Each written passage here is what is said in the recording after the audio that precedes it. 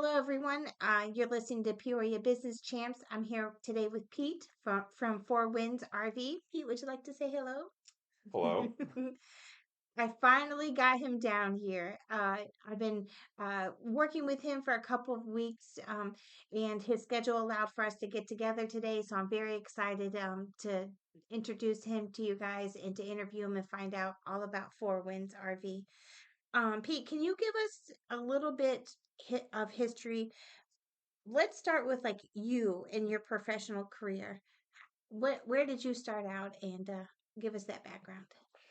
Well, the Four Winds started in Maroa in 1971, and my dad and a partner, a friend of his, bought it in 75. Then he bought his partner out in 89, and I pretty much grew up in the business. So I think when was 13, I started washing campers, cleaning toilets, taking the trash out.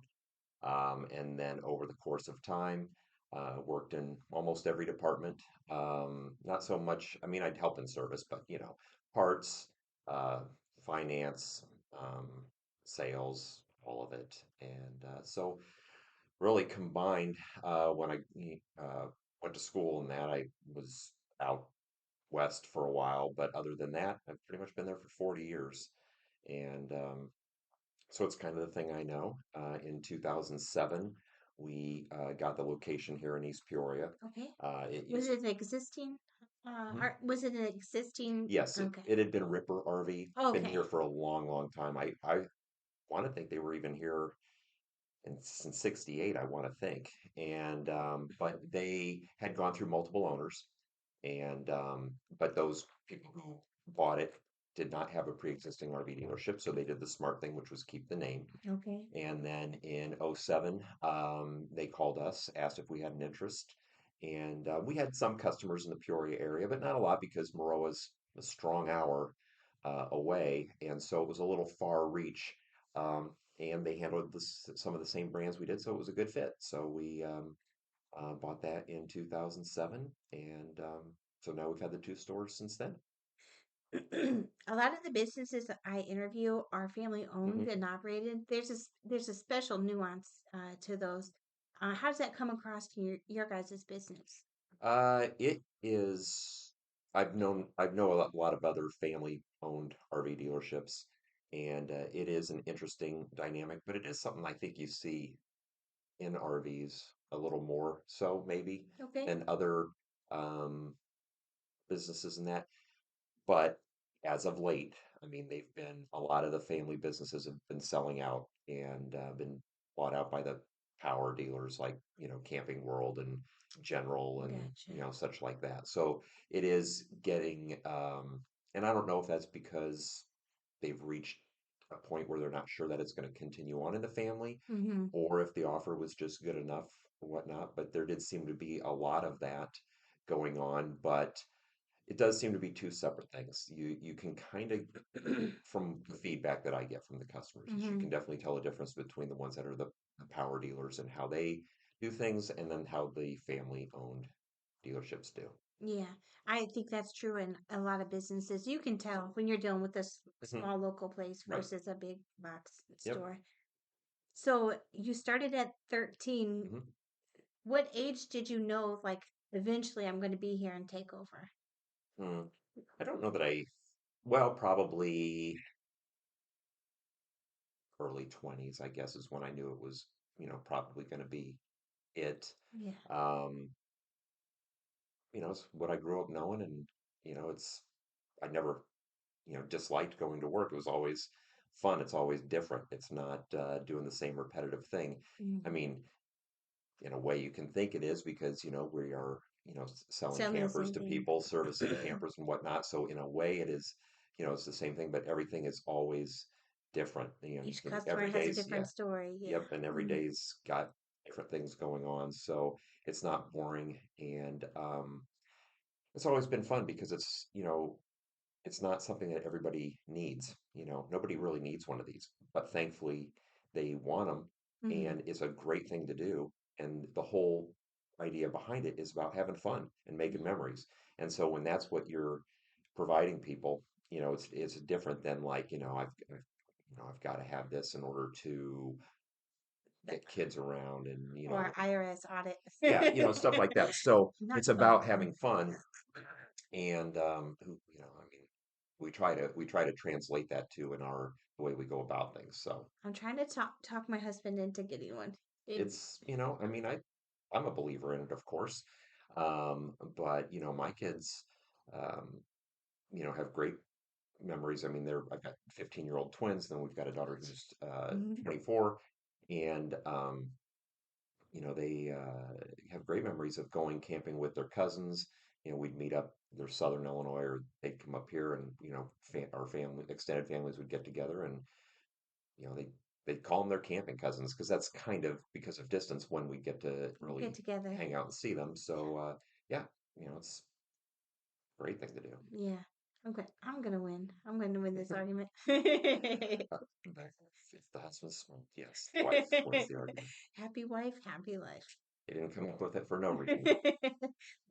So, you say you fully took over at what age? I'm sorry. Oh, fully took over. I mean, my dad is still Oh, president of oh, okay. but he lives in Florida, and so I, manage it, really run it, and have been.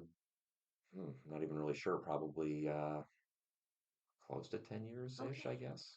Was that a difficult transition from parent to son? Oh, no. I mean, that's it kind of.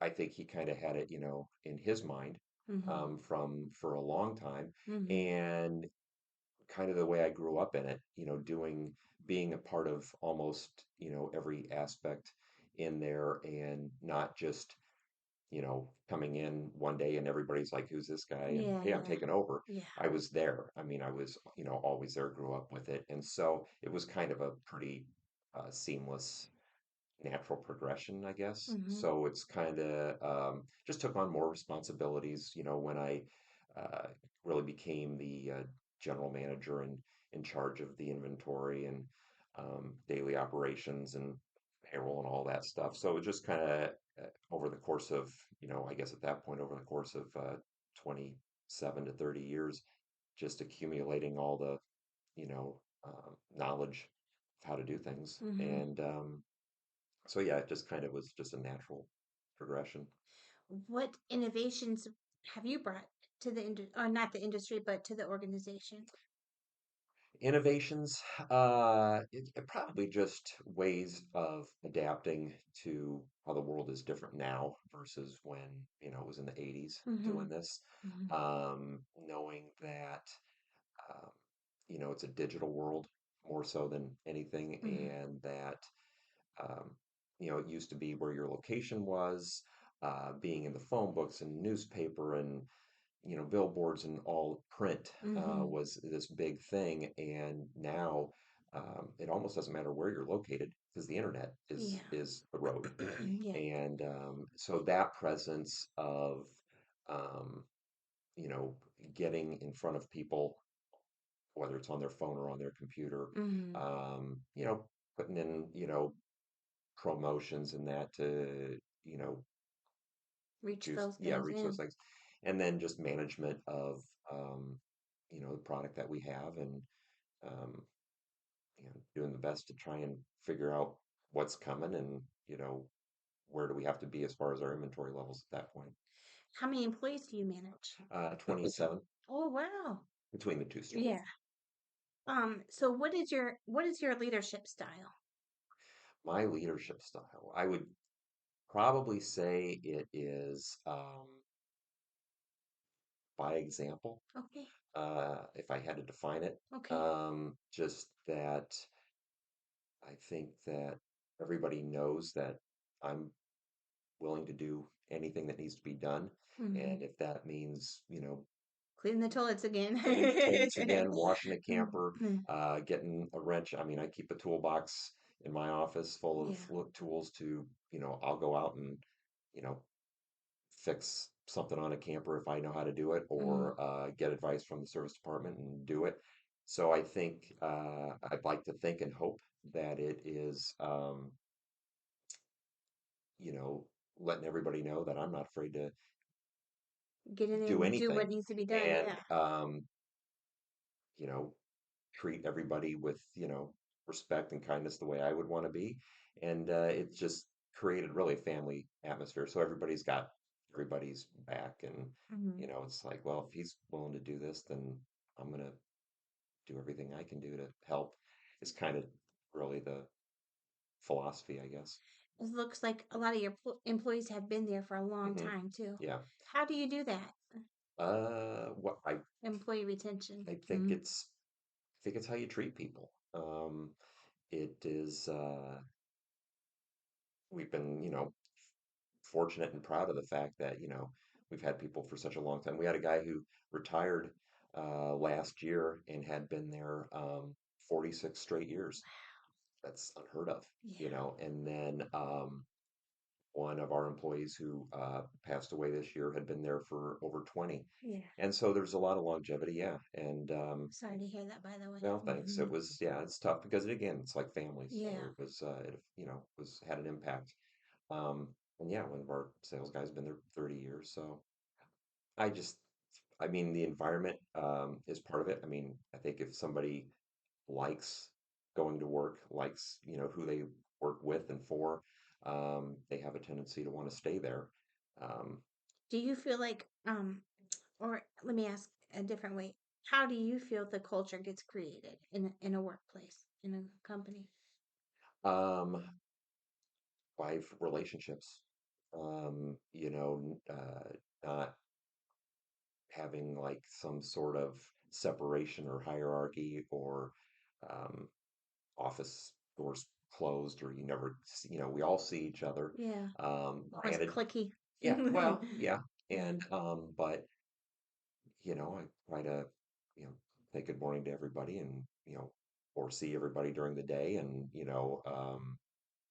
not just I'm up front in my office and so it I guess yeah, it creates that relationship and bonding that comes with a family oriented company. So I'm speaking a little bit from personal experience, but when I managed a bigger team, one thing that I kind of struggled with was like the relationship and the connection. Like I was very good at that, but then like when it's time to put the hammer down, like Hmm. I almost felt like I created monsters sometimes. Me Hmm. personally. So how do you deal with the balance between like we still have expectations and everything, or when it is time to put the hammer down? Like what are your thoughts on that?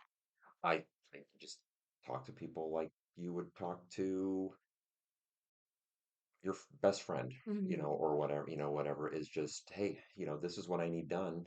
I don't, I'm not a believer in, just an iron fist and, yelling and it's my way or the highway Yeah. type thing.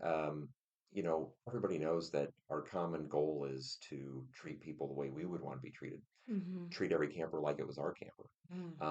And so if it comes time that there's things that need to be addressed, you can address those things and still be kind about it and Hmm. just say, hey, you know, we're slacking here. This is what we need to change. Also get their input of Hmm. like, like what do How do you you think feel? needs, how do you see this working as far as can to make this a better situation? Do you have any ideas? Think about it, come up with them, let's talk about it. But here's where I want it to get to.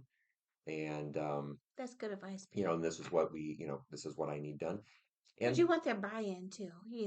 yeah, I mean they've got an investment too. I mean, because obviously, everything has to work so that everybody has a job.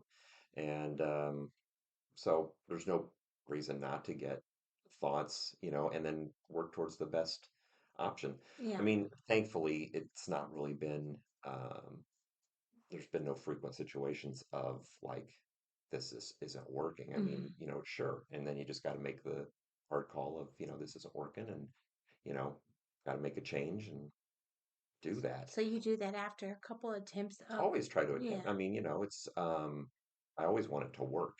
And you know, like I said, it's as strange as it is, and I mean, I think anybody who's got a family-owned business who has multiple employees realizes that it becomes, you know, like an extended family, and Hmm. you work kind of with that mentality.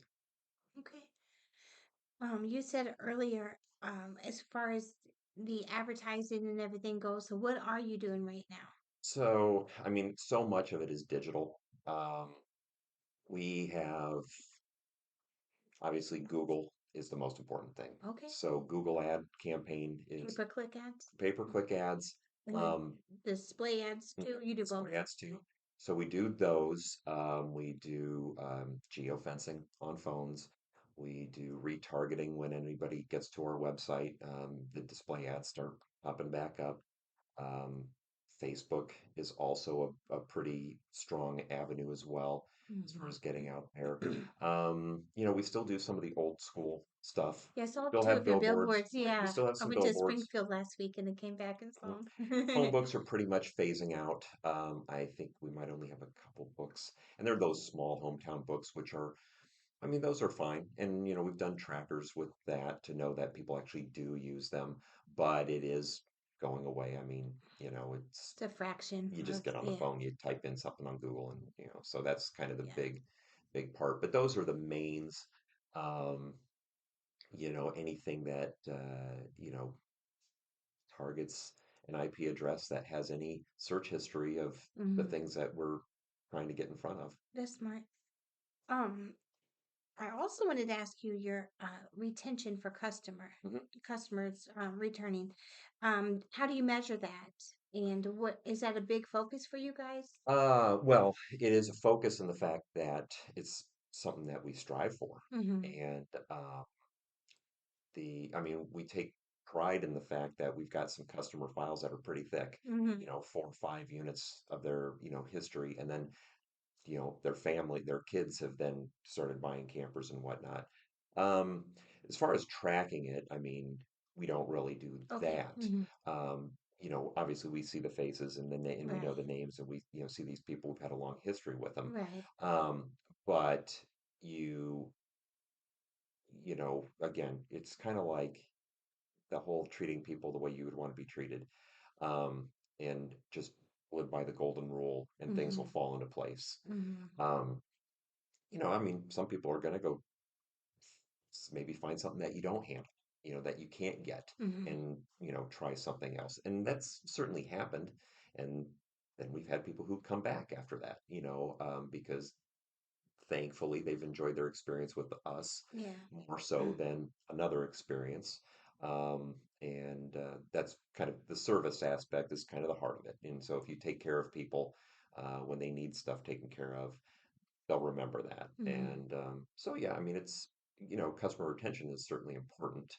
I don't know how anybody can actually control it. You can't Hmm. force anybody to do Hmm. anything, but you do your best. And when you get those long-standing relationships with people and multiple campers that they've bought, it makes you feel like you're doing your job.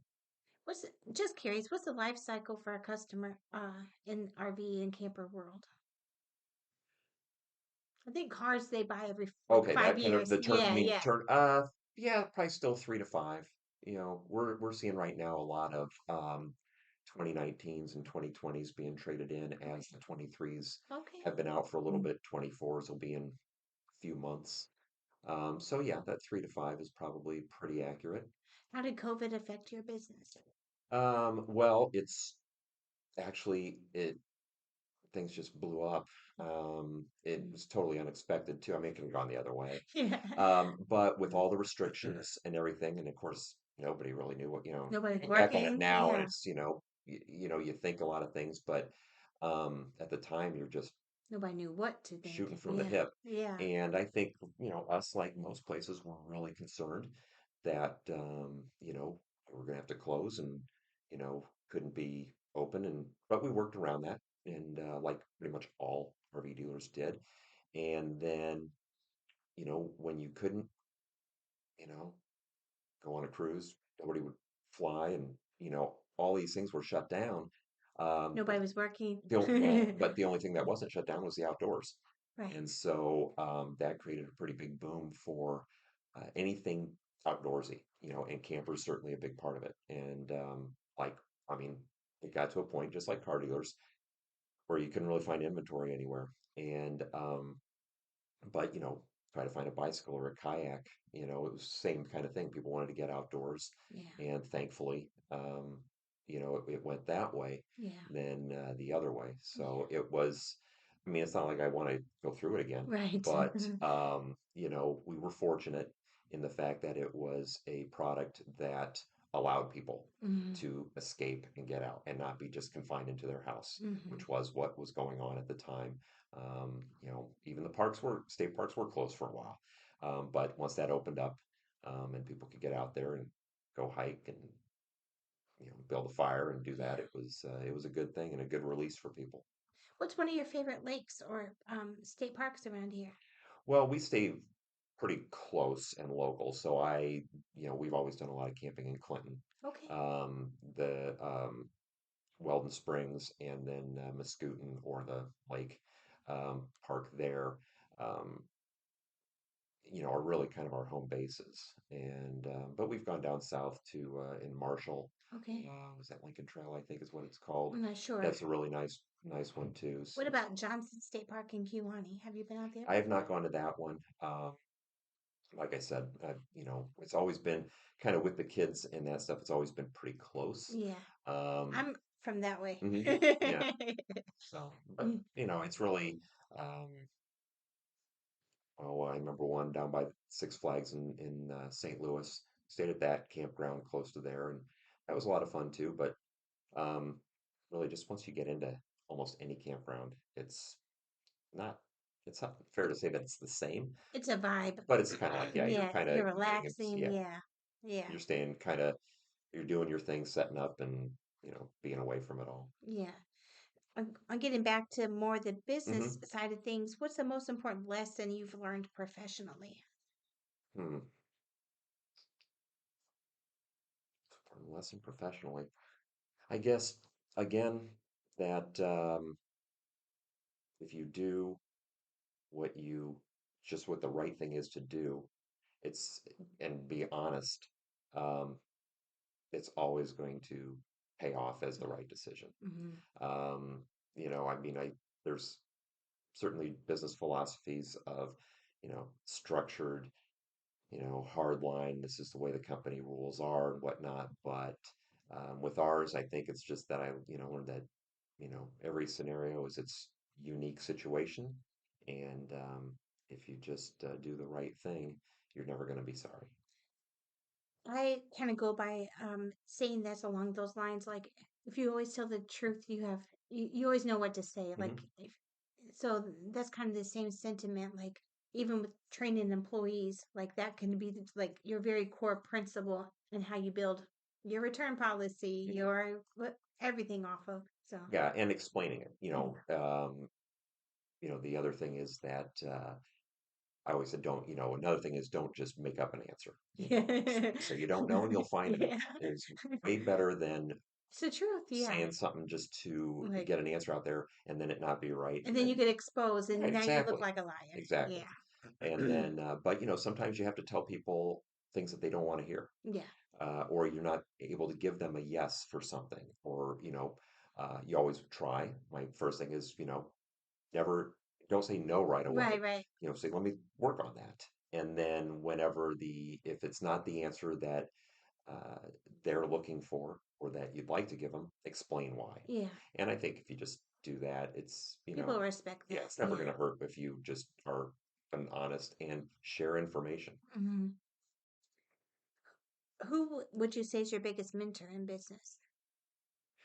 I mean, I guess I would have to say that would be my father. I mean, it's, who I grew up under. And, even though the business started before he bought it, he worked in the RV industry, actually in advertising with Coachman, which has been around forever, has been bought out by, it's not under Coachman anymore. I think Hmm. it's now under Forest River. But um, That's so, a heck yeah. of a brand. They kept the Oh yeah. brand, yeah. They kept, well, yeah, Yeah. that's just smart. Hmm. But I guess growing up under it, he was the example I had. And um, Yeah, that's Eh, obviously who's going to be the most What influential. what does he stand for? What did you take away from him? Well, same kind of thing. I mean, just treating it like a family, when he started out, of course, it was a different world in the 70s than it is now, and campers were not as popular. I mean, sure they were popular, but they didn't have the broad audience that they do now. I mean, it used to be thought of as, oh, when I retire, I'm going to get a camper. Gotcha. Now, young families, start out, families, typically in their late 20s, early 30s, young kids, and they're getting into it. So that That's demographic awesome. has Yeah. just, expanded so much. Um, but he was always you know there for his employees, and was never he was going to make sure that he never let anybody go without a paycheck. And even when there were hard times, let's face it, there's you know Couple recessions in there. exactly. I Yeah. mean, gas wars, Oh and yeah. I mean, there was all kinds of stuff over 50 years. And so sometimes we're pretty tough.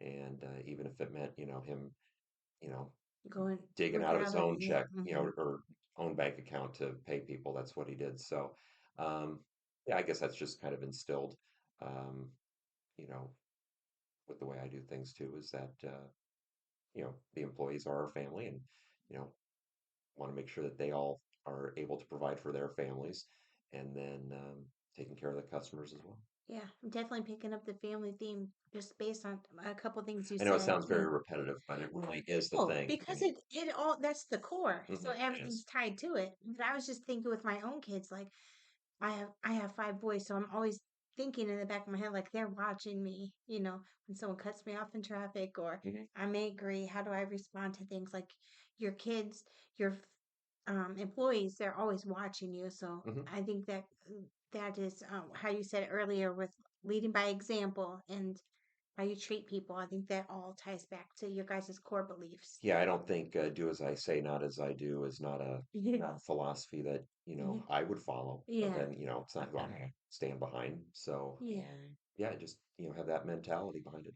So, what advice would you give to someone just starting out in the business? Not necessarily your industry, but just like any business or any industry. I would say that um, analyze where is this business going to be? Um, can that community or the surrounding community support it? And I guess that just depends on what it is. I mean, all things are different. Yeah. It's Location, location, location. right. And like if, Mhm. it would be, really cool to have a, small restaurant that was, steak and wine and, charcuterie boards and whatnot. But, you know, got to know, is your town going to get behind that? Do you have the Yeah. population to get Just behind it? support it. Yeah. So analyzing that, if it's a good fit, and then if you do proceed with, whatever it is, you feel like, yes, I can do this. How much what do you need to survive? Because obviously you've got to stay open in order to be there for your customers. Yeah. Especially if you're selling a product that you stand behind, service, whatnot, you got to stay there to take care of the people. So once you figure out, okay, here's what I need to do in order to stay in business. Um, Figure out how far do you have to reach for that, and then it's just such a digital age that you've got to be out there in advertising. And really, there's things you can do all on your own, although it's tough, which is doing all the Facebook stuff. Hmm. But if you can and get with agencies that have those campaigns, with Google and uh, display ads and all that. I mean, it's such a targeted thing anymore that Hmm. you can, you can have two houses on the same street, and one house is going to see your ads and one is not, Yeah. just based on their interest. Hmm. And so getting those things in place is be important. So I know we talked a lot about the special touch that you guys give your customers when they come into your doors, the customer experience. Besides that, what makes Four Winds unique compared to your competitors or another RV place? Well, I don't know if it's, I mean, again, it's going to be repetitive, but I guess what makes us unique is that, um, the family owned aspect is not, everything's all contained within us. So it's not, um, oh, I gotta throw Quote this up to it or corporate yeah. Oh, and get an answer, or, um, y- you know, there's, just a direct line in the sand of, this I can't do that, or it's maybe less personal. And so yeah, it's I guess the personal thing, the fact that we're always going to stand behind it and take care of people and do what's right and what we would want done if it was us. And the I guess when we see like reviews online and that, everybody's going to get all kinds, and you're never going to make everybody happy. yeah. But when you look at them, you can kind of notice what is the running theme of the people that have been City really all the happy time, people. is how they were taken care of, and that a lot of it is the service department, but just the running theme is that we are there and took care of their needs. Um, and it's unfortunate when you hear that that's not the same everywhere. Right. Um, but we think, I guess, of them. It works hand in hand. I mean, thinking of them and what they would want and what's going to be the best for the customer is actually also the best for us. When somebody buys a camper, we go through it. We Hmm. try out everything, all the appliances, operating systems, clean it, then show them how to use everything. Um, and that all takes time and money. Yeah. Not every place does that. It blows my mind that they'll just never even go through it and check anything and send it out, and then refrigerator doesn't work. Well, I'd rather catch that and At the have that taken beginning. care Yeah. of before the person gets it. And Yeah. so it's just those kind of things. And I think, when people are kind enough to, share their experiences, it's kind of a running theme with it. So, can we talk about reviews real fast?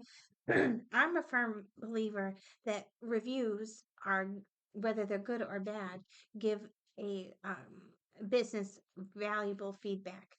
Hmm. How do you use the reviews, either Google, Facebook, or BBB or whatever? How do you use reviews in your business? I, well, I try to respond to all of them, good or any negative ones.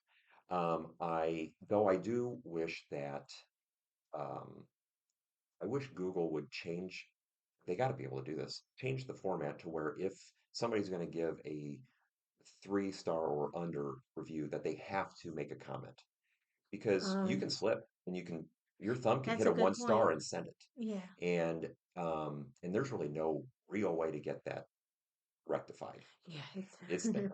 yeah. And so I'm just hopeful that, like, when I look at reviews of places and that, I will look at the negative reviews and I'll read why. Mm-hmm. And a lot of those, in my opinion, aren't necessarily fair Mm-hmm. to the business that it was given to. Mm-hmm. I recall one of this restaurant, and it was the person complained because they didn't take reservations, and they had like a party at 12 and they had to wait, I don't know how long. Well, That's your bad it was, for well, no, it was complaining. also, but the thing was, it was actually in a college town, and it was like one of the biggest college weekends, and so the whole town was overrun with people. Well, that's going to happen. Yeah. So, you take things with a grain of salt. I will kind of, if I'm looking at somebody, and I hope they do it for us too, is look at that and read it and see why. And then, if there is a legitimate Yeah. thing, um, I address it on there Mm-hmm. and reply, and then we follow up and contact the person. And if there's something that needs to be tended to, then we do that. Um, so yeah, I mean, listen, nobody's perfect. Right. It can always be better, Yeah. Yeah. and so it's a good tool to try and be better. Um, and even if it was just across the board, Google made it that no matter what, you had to type in a comment. Mm-hmm. That would be great. Yeah. It's frustrating, the ones that have nothing on there. Do you have nothing to go on? Sure, I don't mind it when it's 4 or 5 stars. Yeah. Yeah. When it's, you don't know if it's accidental or What you did don't we do? know, yeah, you Yeah. don't know what, Mm, what caused them to do that. I did, even those I would reply, hey, sorry that we only earned this, can you give me any feedback on why so that we can improve. But you never hear anything back. So you don't yeah. know. You don't, they might not even be paying attention. Yeah. Maybe Yeah. maybe didn't mean to do it. But I think if you're really looking at a place and looking at buying a camper, getting lawn service done or whatever, um, don't just go off of what is the average. Mm-hmm. Read some, Mm-hmm. read some positives, read some negatives, because people are smart enough to know that. The difference between whose responsibility was this? Exactly, Yeah. yeah. And so, not all things are, and it's also there's two sides to every story, and somewhere in between is the truth. Yeah. So it's you kind of just got to use your own thoughts Mm-hmm. on what's being said, and yeah, I think make it a says a decision. lot how a customer or a company responds to, are they being argumentative? Mhm. Are they pointing fingers? Are they taking responsibility? I think that goes a long way. Yeah, we had a 1-star review, and um, the person complained that it was so dark in our building. The town of Maroa had a power outage. We were open and outside was light, Yeah. but it's, and we got basically they complained because it was dark inside of our showroom. Well, we had no power. Yeah, yeah. And that's something that, and of course I kindly replied of like, well, here's why, and I'm sorry Mhm. that led you to give us a 1 star, but it's not something that we can control. Mhm. We didn't put closed due to power outage.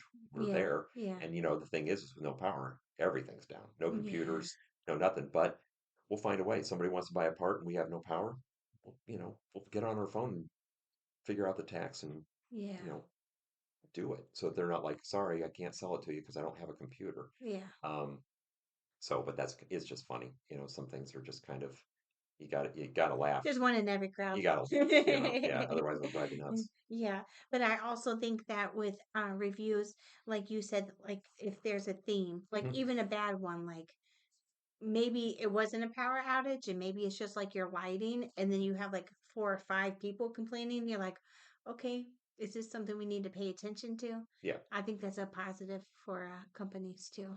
yeah. I mean, they're important. I think, you do want to have some. I am not wrapped up in it because there's tons of You company can't that, control it. Yeah. well, and Mm. there's tons of places that, all they talk about is getting you reviews, and that's all great and everything, but we've always let it happen organically. Mm-hmm. And, as long as we get it, you know, 10, 12 a year or whatever. I mean, that doesn't bother me. Um, we're thankfully, I haven't even paid attention to how many, I think 120 some odd, I think in Maroa and about 100 in Peoria. That's good. That's a pretty good, Mm. that's pretty good, you know, tally for people to kind of look and read and see what they make their decision from there. But, these places that are pretty aggressive of, we got to get you 10 reviews a week. So I don't think that's that, you know, needed. Yeah, but I think because you guys get it organically, it's not a big need for you. But I think what's the most important is the feedback that you get from them, so you can use that in your business, Mhm.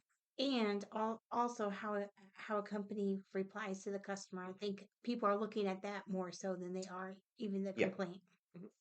I think So as long as it's not being disregarded, and there is interaction and desire to find out, I mean, obviously it's easy on the ones that are, nice and positive, right, and thankfully that's the majority of them. But and it's easy and nice to say, really appreciate you sharing your experience. It means a lot, and that. But with anything that's not that, you want to try and find out why and fix it. yeah, but it's not a negative thing because I know some businesses that they they will take the review part off their Facebook page, or they're like terrified of advertising because of getting reviews. And I just always try to explain to them it's not, it doesn't have to be a negative thing. It's actually an opportunity. Yeah. Right. And I've, of course, with Google, you get solicited with these things of removing bad ads, which I don't, I mean, maybe it works. I don't know. Never done it.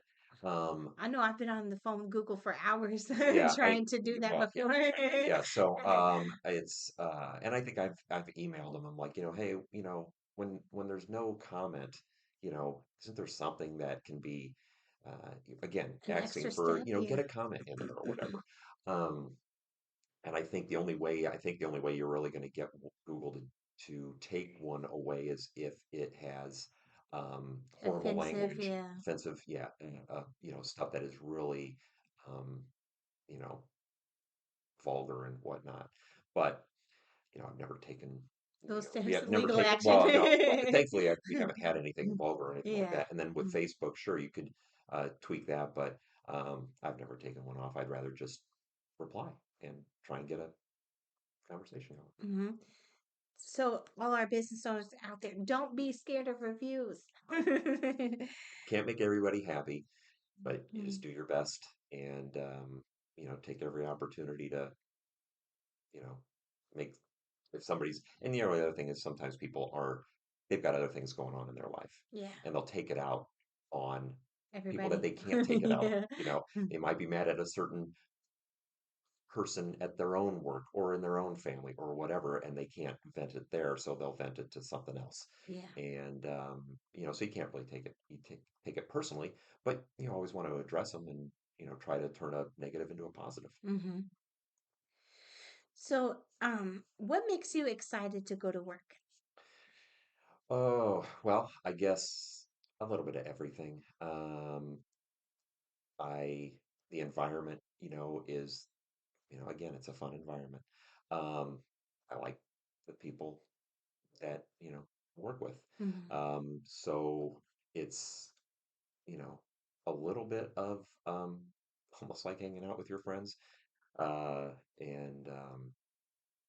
getting to see people's happiness and that this is something that they're excited and looking forward to and getting to provide fun and memories is pretty lucky thing to be doing. That would be cool. Yeah.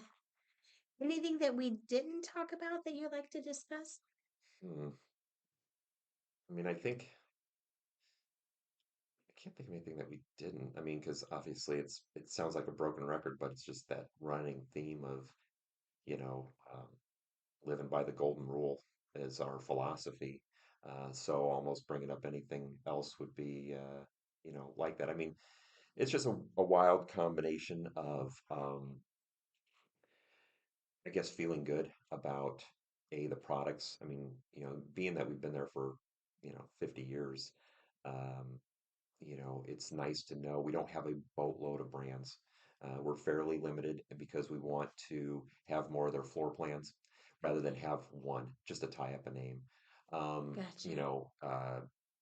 The term candy store is, thrown out there as far as, and I mean, there's mega dealers who have all the room in the world to, Hmm. have every brand or what, not every brand, but, a lot of brands, Hmm. but they might only have a couple floor plans. So, Yeah. but, when you've got brands like Jayco and Coachman. Montana and Yeah. StarCraft. We don't have Coachman Okay. anymore. Hmm. We did way back when, but no, it's again Jayco, Montana, StarCraft, Salem, Saber. I mean, it's pretty fortunate when you can feel good about the brands that you have, that they build a good product. Um, through the course of history, we've had other brands that we don't have anymore because they were more problematic than they were fun. Yeah. And so yeah, it's kind of nice when you can know that you're, giving people a good Quality product. products. Yeah. You're standing behind it. You're there for them. Um, treating them like a friend. And, like I said, when we do our open house, which of course we had a 2-year hiatus because of the COVID. COVID restrictions, but it's always that first day of it, is normally not an overwhelmingly busy day because it's the Friday, but that's kind of the day we'll see our lifelong customers that are have probably been with us for 30 years. And it's kind of fun. It's almost like a reunion with those. And that's really, fun to see. It, makes you feel like, yeah, you are doing things the right way. Got your own little community. hmm Hmm. Well, where can people find you online? Our website is fourwindsrv.com. And we have one website for both locations. Okay. So it just divides it up. You can separate if you want to look at the inventory at, one versus the other, or each one has what it is. But, that is where everything stems from, is the website. We do have a Facebook, just because it's not as um, integral as the website is, but it's everybody kind of needs to have one. But I think like some of these smaller, we just got a local ice cream shop um, in Clinton, and it's all Facebook, Hmm. and I think that's a good one for in small communities for sure. But yeah, the website's really the main thing. And then your physical locations? So we have the one in Maroa. That's the one that kind of started it all, and that is on Wood Street. Maroa is so tiny. I mean, it's 1,700 people, and so Wood Street is the main street that runs through town, and we're just on the north edge of it. Here in East Peoria, we are on 116. Basically, if you just go northeast of the Paradise Casino for 2 miles, we're right there on the right hand side. Okay. All right, guys. Well, excuse me. That wraps up this episode of Peoria Business Champs. A huge thank you to our guest, Pete from Four Winds. Really appreciate it. And I know it All right, was this scheduled thing, but I'm glad we finally got together. me too. Also, thank you to our listeners. If you haven't yet, please join our Facebook group, Peoria Business Champs, where you can see behind the scenes interviews, local events, tips, and more. And you can find us on YouTube. So, thanks again, everyone, for watching, and I hope you have a great day.